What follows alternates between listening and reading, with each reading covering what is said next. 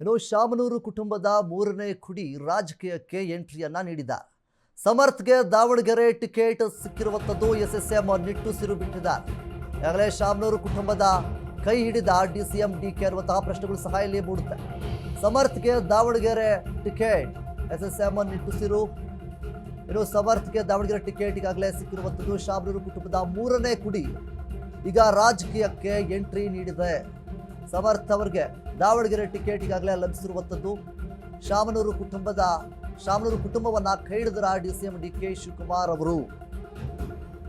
ಇನ್ನು ಟಿಕೆಟ್ಗೆ ಪಟ್ಟು ಹಿಡಿದಂತ ದಾವಣಗೆರೆ ಮುಸ್ಲಿಮರು ಒಂದು ಕಡೆ ಆದರೆ ಕೊನೆಯಲ್ಲಿ ಟಿಕೆಟ್ ಪಡೆಯುವಲ್ಲಿ ಸಮರ್ಥ್ ಸಕ್ಸಸ್ ಅನ್ನ ಪಡೆದಿದ್ದಾರೆ. ಮುಸ್ಲಿಮರಿಗೆ ಬಿ ಫಾರಂ ನೀಡುವಂತೆ ಕೂಗು ಕೇಳಿಸ್ತಾ ಇತ್ತು. ಆದರೆ ಬೇರೆ ರಾಜಕೀಯ ಪ್ರಾತಿನಿಧ್ಯ ಕೊಡುವ ಭರವಸೆಯನ್ನ ನಾವು ನೋಡಿದ್ದೇವೆ. ಈಗಾಗಲೇ ಮುಸ್ಲಿಮರಿಗೆ ಭರವಸೆ ನೀಡಿ ಸಮರ್ಥ್ಗೆ ಟಿಕೆಟ್ ಗಿಫ್ಟ್ ಆಗಿ ನೀಡಿದ್ದಾರೆ. ಶಾಮನೂರು ಕುಟುಂಬಕ್ಕೆ ಬಂಡೆಯಾಗಿ ನಿಂತ ಡಿಕೆ ಶಿವಕುಮಾರ್ ಮೊದಲಿಂದಲೂ ಕೂಡ ಶಾಮನೂರು ಪರವಾಗಿ ಬ್ಯಾಟಿಂಗ್ ಅನ್ನ ಮಾಡ್ತಾ ಇದ್ರು. ಅಲ್ಪಸಂಖ್ಯಾತರ ಮನವೊಲಿಸಿದ ಡಿಸಿಎಂ ಡಿಕೆ ಶಿವಕುಮಾರ್ ಏನೋ ದಾವಣಗೆರೆ ದಕ್ಷಿಣ ಕ್ಷೇತ್ರದಲ್ಲಿ ಏನು ಬೈ ಎಲೆಕ್ಷನ್ ಸಾಕಷ್ಟು ಜಿದ್ದಾಜಿದ್ದಿ ನಡೀತಾ ಇದೆ. ಕಾಂಗ್ರೆಸ್ನ ಪಾಳೆಯದಲ್ಲಿ ಮುಖ್ಯವಾಗಿ ಶಾಮನೂರು ಶಿವಶಂಕರಪ್ಪನವರ ಮೊಮ್ಮಗ ಸಮರ್ಥ್ ಅವರಿಗೆ ಈಗಾಗಲೇ ಟಿಕೆಟ್ ಸಿಕ್ಕಿದೆ. ಇದಕ್ಕೆ ಡಿಸಿಎಂ ಡಿಕೆ ಶಿವಕುಮಾರ್ ಅವರ ಸಾಥ್ ಇದೆ ಎನ್ನುವಂತಹ ಮಾತುಗಳು ಕೂಡ ಕೇಳಿ ಬರ್ತಾ ಇದೆ. ಇದೆಲ್ಲದರ ಮಧ್ಯೆ ಒಂದು ಕಡೆ ಮುಸ್ಲಿಂ ಸಮುದಾಯದವರು ಯಾವುದೇ ಕಾರಣಕ್ಕೂ ಸಮರ್ಥ್ ಅವರಿಗೆ ಟಿಕೆಟ್ ಕೊಡಬಾರದು, ನಮ್ಮ ಸಮುದಾಯದ ಮುಖಂಡರಿಗೆ ಟಿಕೆಟ್ ಕೊಡಬೇಕು ಅನ್ನುವಂತಹ ನಿಟ್ಟಿನಲ್ಲಿ ಅವರು ಕೂಡ ಮಾತನಾಡ್ತಾ ಇದ್ರು.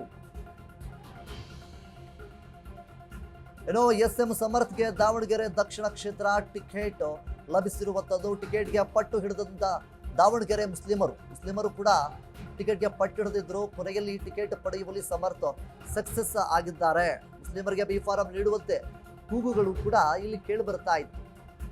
ಆದರೆ ಬೇರೆ ರಾಜಕೀಯ ಪ್ರಾತಿನಿಧ್ಯ ಕೊಡುವ ಭರವಸೆಯನ್ನ ನೀಡಿದ್ದಾರೆ ಶಾಮನೂರು ಶಿವಶಂಕರಪ್ಪನವರ ಕುಟುಂಬಸ್ಥರು. ಮುಸ್ಲಿಮರಿಗೆ ಭರವಸೆ ನೀಡಿ ಸಮರ್ಥ್ಗೆ ಗಿಫ್ಟ್.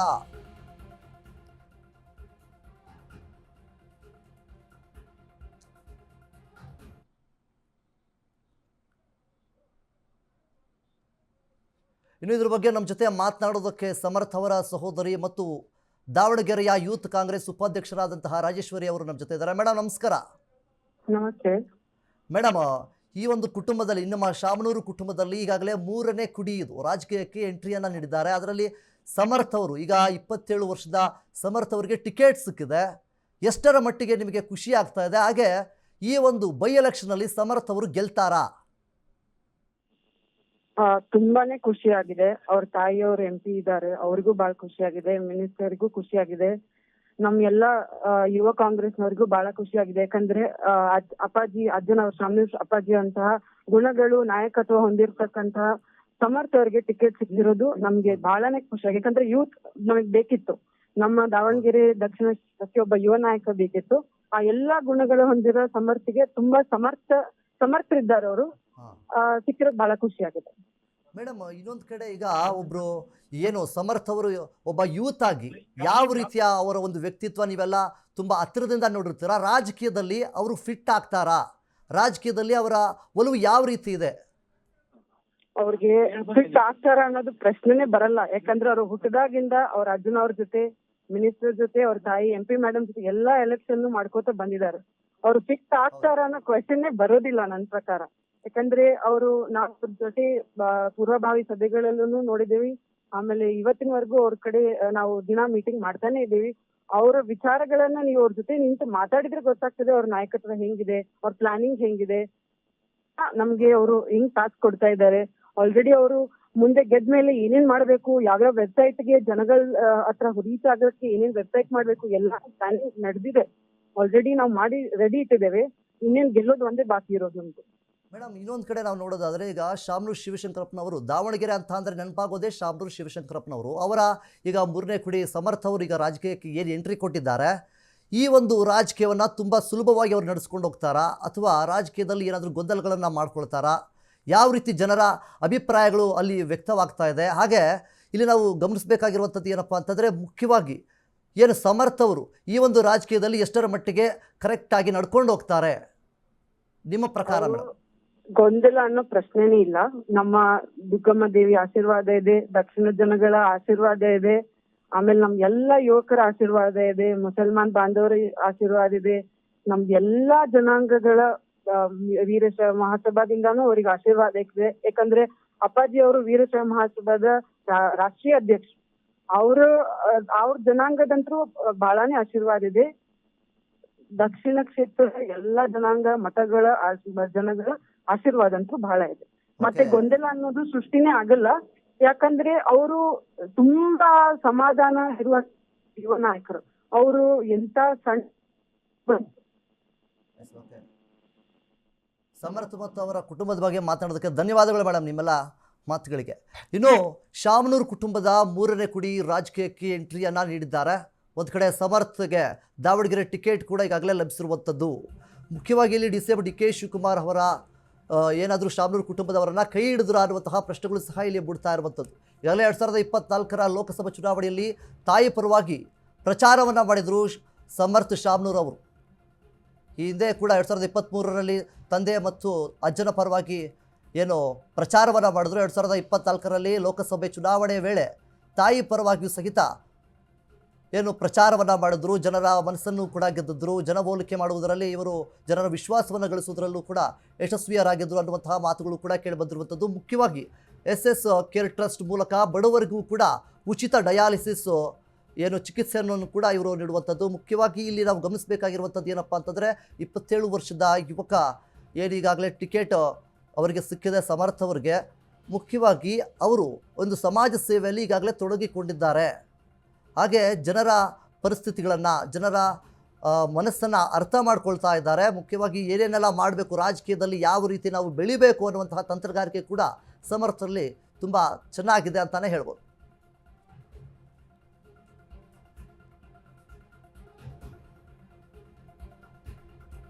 ಇನ್ನು ದಾವಣಗೆರೆ ದಕ್ಷಿಣ ಕ್ಷೇತ್ರದಲ್ಲಿ ಮುಖ್ಯವಾಗಿ ಬೈ ಎಲೆಕ್ಷನ್ಗೆ ಸಾಕಷ್ಟು ಸರ್ಕಸ್ಗಳು ನಡೀತಾ ಇತ್ತು. ಕಾಂಗ್ರೆಸ್ನ ಪಾಳ್ಯದಲ್ಲಿ ಯಾರಿಗೆ ಟಿಕೆಟ್ ನೀಡಬೇಕು ಅನ್ನುವಂತಹ ನಿಟ್ಟಲ್ಲಿ ಸಾಕಷ್ಟು ಚರ್ಚೆಗಳು ಕೂಡ ನಡೀತಾ ಇತ್ತು. ಹೀಗಿರಬೇಕಾದ್ರೆ ಸಮರ್ಥ ಅವರಿಗೆ ಈ ಒಂದು ಟಿಕೆಟ್ ಲಭಿಸಿರುವಂಥದ್ದು. ಕೆ ಶಿವಕುಮಾರ್ ಅವರು ಇದಕ್ಕೆ ಸಾಥನ್ನು ನೀಡಿದ್ದಾರೆ ಅನ್ನುವಂತಹ ಪ್ರಶ್ನೆಗಳು ಸಹ ಇಲ್ಲಿ ಬಿಡುತ್ತೆ. ಯಾಕೆಂತಂದರೆ ಈಗಾಗಲೇ SS ಮಲ್ಲಿಕಾರ್ಜುನ ಅವರು ಡಿ ಕೆ ಶಿವಕುಮಾರ್ ಅವರ ಜೊತೆಗೆ ಮಾತನಾಡಿದ್ದಾರೆ. ಏನು ಬೆಂಗಳೂರಿನ ಸದಾಶಿವನಗರದಲ್ಲಿ ಅವರ ಒಂದು ನಿವಾಸದಲ್ಲಿ ಒಂದಿಷ್ಟು ಮಾತುಕತೆಗಳನ್ನು ಕೂಡ ಮಾಡಿಕೊಂಡಿದ್ದಾರೆ. ಮುಂದಿನ ಕಾರ್ಯ ಯಾವ ಥರ ಇರಬೇಕು ಅನ್ನುವಂತಹ ನಿಟ್ಟಲ್ಲಿ ಸಾಕಷ್ಟು ಚರ್ಚೆಗಳನ್ನು ಕೂಡ ಮಾಡಿರುವಂಥದ್ದು.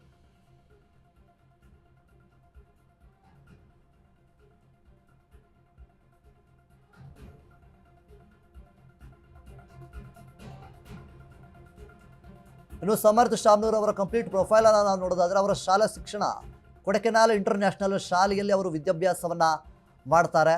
ಇನ್ನು ಉನ್ನತ ಶಿಕ್ಷಣವನ್ನು ನಾವು ನೋಡೋದಾದರೆ ಬಿಸ್ನೆಸ್ ಮ್ಯಾನೇಜ್ಮೆಂಟ್ನಲ್ಲಿ ಮತ್ತು ಪದವಿಯನ್ನು ಪಡೀತಾರೆ. ಎಕ್ಸೆಟರ ವಿಶ್ವವಿದ್ಯಾಲಯದಲ್ಲೂ ಸಹಿತ ಅವರು ಪದವಿಯನ್ನು ಪಡೆಯುವಂಥದ್ದು. ಭಾರತೀಯ ರಾಷ್ಟ್ರೀಯ ಕಾಂಗ್ರೆಸ್ ಪಕ್ಷದ ಒಬ್ಬ ನಿಷ್ಠಾವಂತ ವ್ಯಕ್ತಿಯಾಗಿ ಎಲ್ಲ ಕಡೆ ಕೂಡ ಸದ್ಯದ ಮಟ್ಟಿಗೆಗಳೇ ಗುರುತಿಸಿಕೊಂಡಿದ್ದಾರೆ. ರಾಜಕೀಯದಲ್ಲೂ ಕೂಡ ಇವರ ಒಲವು ತುಂಬಾ ಇದೆ.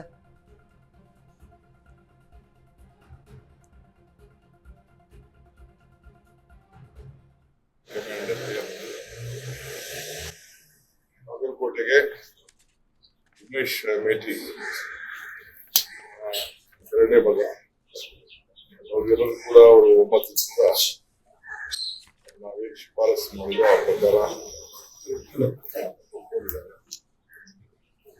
ದಾವಣಗೆರೆ ಸೀಟ್ ಕೂಡ ಎಲ್ಲ ಮೈನಾರಿಟಿ ಲೀಡರ್ಸು ಚೀಫ್ ಸದಸ್ಯರು ನಾವು ನಮ್ಮ AICC ಸೆಕ್ರೆಟರಿ ಜಮೀರ್ ಅವರು, ನಜೀರ್ ಅವರು, ಶಹೀದ್ ಅವರು, ಆಜೀವ್ ಮುಸ್ಲಿಂ ಅವರು,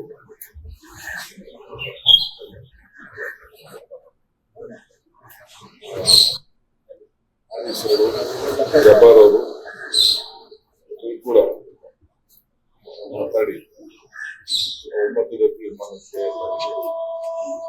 ಪಕ್ಷದ ಸಂಪ್ರದಾಯದಂತೆ ಕೂಡ ಕುಟುಂಬದವ್ರಿಗೆ ನಾವು ಮಧ್ಯ ಕಾಲದಲ್ಲಿ ಆದಾಗ ನಾವು ಒಪ್ಪಂದವನ್ನು ಮಾಡಬೇಕಿದೆ.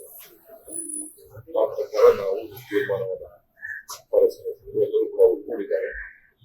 ಒಮ್ಮತ ಚುನಾವಣೆ ಮಾಡಿ 2 ಸೀಟನ್ನು ಒಪ್ಪಿಕೊಂಡಿದ್ದಾರೆ. ಸೊ ಈಗಾಗಲೇ ನಾನು ಮಲ್ಲಿಕಾರ್ಜುನ ಅವರಿಗೆ ಅವರ ಮೊದಲ ತೀರ್ಮಾನವನ್ನು ತಿಳಿಸ್ಕೊಡ್ತೇನೆ. ನಾಳೆ ನಾನು ಮತ್ತು ಮುಖ್ಯಮಂತ್ರಿಗಳು ನಾಯಕರು ನಾವೆಲ್ಲ ಹೋಗ್ತಾ ಇದ್ವಿ. ದಾವಣಗೆರೆ ಮತ್ತು ಬಾಗಲಕೋಟೆ ಹೋಗಿ ನಾಮಪತ್ರವನ್ನು ಸಲ್ಲಿಸುವಂತ ಕಾರ್ಯಕ್ರಮದಲ್ಲಿ ನಾವು ಭಾಗವಹಿಸ್ತೀವಿ. ಸೊ ಬುಧವಾರ ಅವರು ಸಿಎಂ ಅವರು